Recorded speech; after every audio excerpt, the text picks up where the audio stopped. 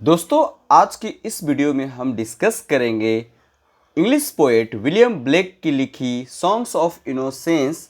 जो कलेक्शन है William Blake का, उसी में से सबसे इम्पॉर्टेंट पोएम को, जिसका नाम है द लैम।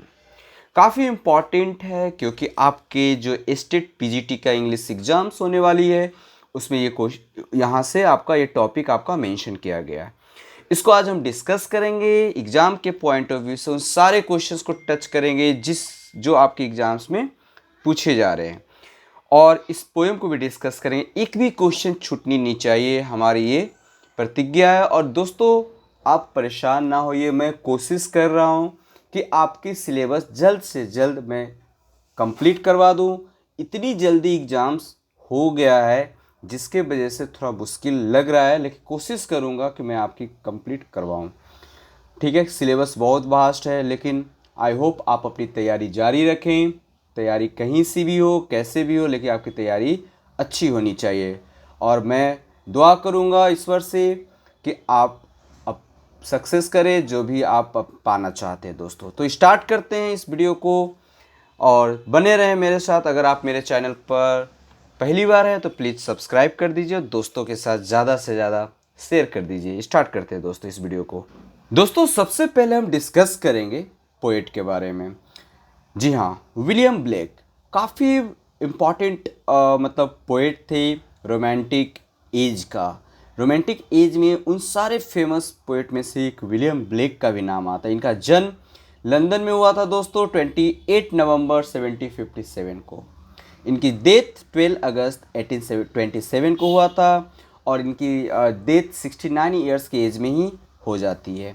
दोस्तों, ये ही वॉज द इम्पॉर्टेंट मतलब most famous poet of romantic as.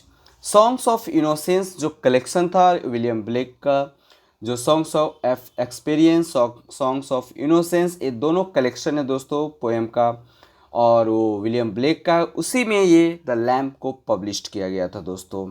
उसके बाद एक टाइगर भी है, उसको भी डिस्कस कर लेंगे फटाफट। पहले इसको देख लेते हैं दोस्तों, उसके बाद हम कुछ इंपॉर्टेंट पॉइंट को देखते हैं जो आपके एग्जाम्स में आने वाले हैं। लैम्प जो पब्लिश्ड हुआ था दोस्तों 1789 को पब्लिश्ड हुआ था सॉन्ग्स ऑफ इनोसेंस में। ये वेरी वेरी इंपॉर्टेंट है, इसको आप माइंड में रखेंगे। 1789 में पब्लिश्ड किया गया था दोस्तों। कितने लाइन्स हैं? तो इस पोएम को 20 लाइन्स, इस पोएम में 20 लाइन्स है दोस्तों, और 2 स्टेंजा में इसको डिवाइड किया गया है।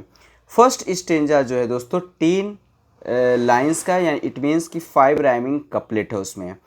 इट इज़ डिडैक्टिक पोएम, इसमें कुछ हमें सीख मिलता है दोस्तों, उसी को डिडैक्टिव पोएम कहा जाता है। कुछ सीखने को मिलता है ना। चलो देखते हैं आगे, पोएम पढ़ेंगे तो समझ में आएगा। इसमें जो पोएम है दोस्तों, एक जो लैम्ब है, जिसको हम बोलते हैं शिप के बच्चों को लैम्ब कहा जाता है, मेमना जिसको बोलते हैं दोस्तों, उसके और एक ह्यूमन बींग्स का बच्चा, उन दोनों के बीच में कन्वर्सेशन चल रहा है, डायलॉग चल रहा है। So we can say that की dialogue between the child and the lamb, amalgam of Christian spirit, pastoral tradition. दोस्तों एमेलगम जो क्रिश्चियन स्पिरिट का जो मिश्रण है, उन सारे चीज़ों को इसमें एक्सप्लेनेशन किया गया है। पैस्ट्रोल जो हम कह सकते हैं, जो मतलब चरवाहा होते हैं जो घूमते हैं और जो अपने भेड़ बकरियों के साथ चराते हैं, उसको पैस्ट्रोल ट्रेडिशन की इसमें मेंशन किया गया है दोस्तों। लैम्ब, लैम्ब ही क्यों सिंबलाइज्ड किया गया है? क्योंकि दोस्तों लैम्ब को जो कहा, एक मासूमियत, एक मतलब कह सकते इनोसेंस को दिखाया गया है। और सबसे बड़ी ये ट्रेडिशंस, इनोसेंस जो जीसस को दिखाया गया है दोस्तों। जो कहा जाता है क्रिश्चियनिटी जो रिलीजन्स है, उसमें कहा जाता है कि जीसस एक मतलब जीसस के हाथों में हमेशा लैम्ब को रिप्रेजेंट किया गया है। इट मीन्स कि लैम्ब एक इनोसेंस को रिप्रेजेंट करता है। Lamb is the gentle imagination and divine humanity को यहाँ पर एक्सप्लेन करता है दोस्तों। सेल्फलेस इनोसेंस की बात करते हैं। चलिए आगे देखते हैं। तो आपने दोस्तों ये देखा कि इस पोएम में 2 स्टेंजा है। पहला स्टेंजा जो है, जिसमें जो इंसान के बच्चा है जो भेड़ के बच्चे से कुछ प्रश्न पूछता है, और सेकंड स्टेंजा में जो है दोस्तों, उस पूछे हुए प्रश्न का जवाब वो इंसान का बच्चा देता है। इसमें जीसस क्राइस्ट को रिप्रेजेंट किया गया, सिंबलाइज किया गया है दोस्तों। ये सारी चीज़ें ओवरव्यू है पोएम। दोस्तों अब स्टार्ट करते हैं लाइन बाय लाइन इस पोएम को पढ़ते हैं, समझने की कोशिश करते हैं कि आखिर पोएट क्या कहना चाहते हैं। दोस्तों पहला लाइन आपके सामने है, little lamb who made thee, O little lamb, O छोटे बच्चे मेमना, तुम्हें किसने बनाया। दी का मतलब होता है तुम्हें दोस्तों, पहले दी लिखा जाता था तुम्हें को, ठीक है, ये ध्यान रखेंगे। दोस्तों next line, dost thou know who made thee. Dost thou know का मतलब होता था डू यू नो, क्या तुम जानते हो। Who made you thee, who made thee मतलब हु मेड यू, तुम्हें किसने बनाया। Next line, gave thee life bid thee feed. दोस्तों यहाँ पर बोल रहे हैं गेव दी लाइफ, तुम्हें जीवन किसने दिया। बिड दी फीड, बीट का मतलब होता है दोस्तों सिखाना, मतलब खाना खाने के लिए तुम्हें किसने सिखाया। दोस्तों next line, by the stream and over the mead. Mead का मतलब होता है दोस्तों मेडो, मेडो का मतलब होता है घास का मैदान। दोस्तों नदी के पार और घास के मैदान। दोस्तों नेक्स्ट लाइन है, give the clothing of delight. Give the clothing, clothing का मतलब होता है दोस्तों, आपको पता होना चाहिए कि जो भेड़ के ऊपर की जो स्किन होती है, स्किन के ऊपर जो बालें उगते हैं उससे ऊन बनाई जाती है, उससे हम गर्म कपड़े बनाते हैं। तो यहाँ क्लोथिंग पोएट इसी सेंस में कि give the clothing of delight, ये जो तुम्हारे ऊपर बाल है वो किसने दिया तुम्हें, वो देने वाले कौन है। सॉफ्टेस्ट क्लोथिंग ओली ब्राइट। दोस्तों जो बोल इसमें नेक्स्ट लाइन, सॉफ्टेस्ट, जो सॉफ्टेस्ट क्लोथिंग, जो जिससे क्या होता है कि क्लोथिंग जो बनता है वो सॉफ्ट बनता है, मीन्स जो सॉफ्टी है, ओली ब्राइट है, मीन्स उलेन, उलेन की तरह उसको यूज करते हैं उलेन क्लोथ बनाने में, और ब्राइट है एक चमकीला है दोस्तों। नेक्स्ट लाइन फिर क्वेश्चन करते हैं, gave this such a tender voice. Tender का मतलब होता है दोस्तों सॉफ्ट, काफ़ी सुंदर, सुनने में जो आवाज़ होती है उससे बोला जाता है। ये जो तुम्हारे पास जो वॉइस है, सुंदर वॉइस, वो किसने दिया, फिर से पूछते हैं दोस्तों। जो तुम्हारी soft, making all the vales rejoice, जो तुम्हारी सॉफ्ट जो साउंड है जिससे यहाँ पर जो वेल्स है, वेल्स का मतलब होता है दोस्तों घाटी, वैली, जो सारे वैली को खुश कर देती है। Is it clear. रिजॉयस का मतलब होता है खुशी।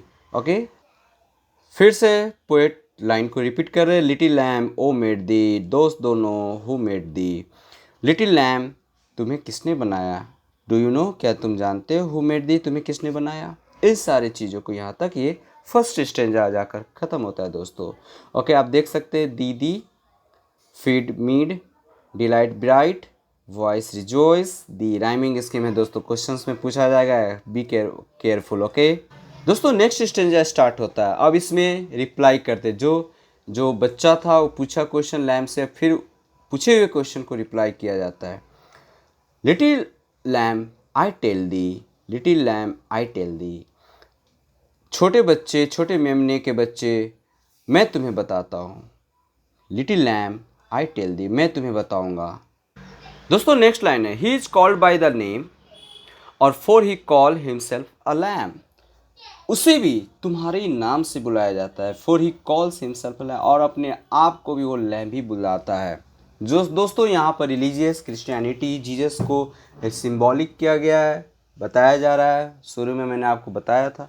तो ये सारी चीज़ें यहाँ पर जो विलियम ब्लेक का जो इंटेंशन है, सॉफ्टनेस, एक क्रिश्चियनिटी धर्म को, जीसस को एक मतलब कह सकते हैं कि जो पूरी संसार सृष्टि को चलाने वाला, को बनाने वाला कोई और नहीं, एक गॉड होता है, और सारे के अंदर एक सॉफ्टनेस मतलब होती है, होनी चाहिए, ठीक है। He is meek, he is mild. Meek का मतलब होता है दोस्तों सॉफ्ट, और माइल्ड का मतलब होता है जेंटल। उस सॉफ्ट भी है और जेंटल भी है दोस्तों। He became a little child. Next line में विलियम ब्लेक लिखते हैं कि वह जब धरती पर आया था तो एक छोटा बच्चा बनकर धरती पर आता है, और उनकी जन्म भी एक वैसे घर में होता है जो भेड़ बकरियाँ चराने वाले इंसान होते हैं, उन्हीं के घर में इनका जन्म होता है दोस्तों आगे के लाइन में विलियम ब्लेक लिखते हैं, I a child and thou a lamb. मैं एक बच्चा हूँ और तुम एक लैम्ब हो।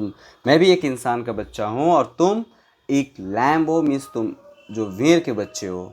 आगे की लाइन में कहा गया है, we are called by his name, और हम दोनों को उसी के नाम से बुलाया जाता है। गॉड को भी चाइल्ड बुलाया जाता है और लैम भी बुलाया जाता है। मतलब कहने का मतलब है दोस्तों कि हम कोई और नहीं है, हमारे भी नाम उसी के नाम से बुलाया जाता है। लिटिल लैम गॉड ब्लेस दी, लिटिल लैम गॉड ब्लेस दी। इसमें दोस्तों लास्ट लाइन में ब्लेसिंग दिया गया और इसमें पूरी थीम की अगर हम बात किया जाए तो जो जीसस हैं उनकी तारीफ़ किया गया है। ठीक है, उनकी तारीफ़ करके पूरी पोएम को बताया गया कि जीसस जो हैं एक गॉड है और उन्होंने मानव जाति को क्या क्या दिया है, सारी चीज़ पोएम के माध्यम से पोएट बता रहे हैं। और बच्चों के माध्यम से दोस्तों कि बच्चे कितने इनोसेंस होते हैं, कितने क्यूट होते हैं, इसी पोएम के थ्रू, इस सॉन्ग के थ्रू जो राइमिंग कपलेट है दोस्तों उसी के माध्यम से बताया गया। तो यहाँ तक ये रहते हैं, उसके बाद हम चलते हैं क्वेश्चन को डिस्कस करते हैं। पहला क्वेश्चन आपके सामने ये रहा है स्क्रीन पर। William Blake was born in London on November 28 November. Year बताइए, तो ईयर आपका हो जाएगा दोस्तों 1757। विलियम ब्लेक, नेक्स्ट क्वेश्चन पर मूव करते हैं। William Blake was greatly influenced by the, किसके स्टाइल से सबसे ज़्यादा विलियम ब्लेक इन्फ्लुएंस्ड है, प्रभावित है? Gothic, Gothic. ओके, तो option B is correct. Blake early writing were collected in, Blake का जो स्टार्टिंग में जो अर्ली राइटिंग्स था वो कलेक्टेड किस में कलेक्ट किया गया था? तो पोएटिकल स्केचेज में कलेक्ट किया गया था दोस्तों। Option D is correct answer. Next question पर मूव करते हैं। Which is not the work of Blake, इनमें से ब्लेक का वर्क नहीं है दोस्तों? Poetical sketches, songs of innocence, songs of experience इनकी वर्क है, लेकिन songs of myself William Blake का वर्क नहीं है। तो option C is correct answer. Next question की तरफ मूव करते हैं दोस्तों। Blake obey no rule of age and avoided the dash all together, free verse, heroic couplet, blank verse, rhyming couplet. तो इसका आंसर हो जाएगा दोस्तों heroic couplet. In which year was the Songs of Innocence appeared या published? 1789 दोस्तों। Blake क्या थे? एक मिस्टिक, विजनरी, पेसिमिस्ट, ऑर्थोडॉक्स या ऑप्टिमिस्ट? तो दोस्तों मिस्टिक विजनरी थे। How many stanza in the lamb, lamb में कितनी स्टेंजा है दोस्तों लैम पोएम में? तो 2 stanza. Option A is correct. What is the meter of the lamb by William Blake? दोस्तों इसमें ट्रकोइक मीटर का यूज किया गया दोस्तों। नेक्स्ट क्वेश्चन की तरफ मूव करते हैं दोस्तों। What does the lamb represent most? Innocence, जो लैम में है इनोसेंस को रिप्रेजेंट किया गया। और किसके रूप में? बच्चों के रूप में, भेड़ के बच्चा हो या इंसान के बच्चा हो। ओके, नेक्स्ट क्वेश्चंस पर डिस्कस करते हैं। Which other poem by William black goes hand in hand with this one? तो इसका आंसर आपको मैंने बताया, जो आपके सिलेबस में भी पढ़ना है दोस्तों। The cow, the tiger, the sheep, the lion. इसमें से आंसर हो जाएगा the tiger is the correct answer. Which religion does the poem focus on? तो दोस्तों क्रिश्चियनिटी को फोकस किया गया है। What characteristics of lamb are highlighted? तो इसमें दोस्तों वंडर, इनोसेंस, एक्साइटमेंट, इनमें से सभी हो जाएगा दोस्तों। Who is the speaker? तो आपको the child of God is the speaker of this poem दोस्तों। नेक्स्ट क्वेश्चन पर मूव करते हैं। Why are rhyming couplet use? क्योंकि they are child like and easy to remember, है ना, चाइल्ड हैं और जो आसानी से याद हो सके, इसलिए यूज किया गया है राइमिंग कपलेट को। What colour represent innocence? Innocence में किस कलर का यूज किया जाता है? तो white colour. What is the child is the first stanza compare to? तो लैम्प से कंपेयर किया गया है दोस्तों। नेक्स्ट क्वेश्चन पर मूव करते हैं। What does stanza second focus on? तो द रिलीजियस फिलोसफिकल डिस्कशन की बात किया गया है। ठीक है। What is the rhyming scheme of the poem? तो राइमिंग स्कीम आपको मैंने बताया था, A A B B B B B B A A, इस तरीके का राइमिंग स्कीम है। What is the full word for mead? Mead का मतलब होता है दोस्तों मिडोज, मिडोज मैंने बताया था, यानी ऑप्शन बी इज करेक्ट। तो ये आपके लिए 20 क्वेश्चन काफ़ी ज़्यादा इंपॉर्टेंट, हेल्पफुल होगा। आई होप आपको ये वीडियो काफ़ी अच्छा लग रहा होगा, आप सेटिस्फाइड भी होंगे। नेक्स्ट वीडियो के साथ मिलते हैं। तक मैं कोशिश करूँगा कि आपकी परेशानी को दूर कर सकूँ, ज़्यादा से ज़्यादा आपकी वीडियो डाल सकूँ और आपकी तैयारी को एक पिक पॉइंट पर पहुँचा सकूँ। तब तक अपनी तैयारी जारी रखें। Keep practising, keep going on दोस्तों। Okay, keep learning. तो नेक्स्ट वीडियो के साथ मिलते हैं, तब तक अपनी तैयारी जारी रखें। जय हिंद दोस्तों।